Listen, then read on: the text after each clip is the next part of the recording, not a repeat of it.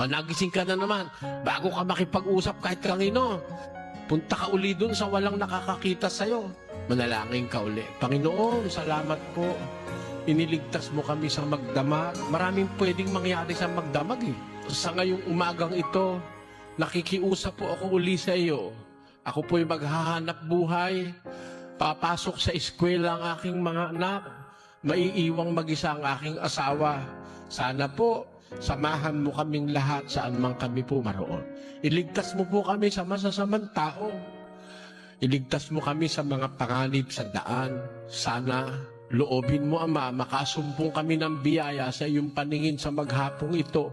Sana po kumita ako ng sapat para sa pagkain at pangangailangan ng aking mga anak. Salamat po ng marami sa iyo.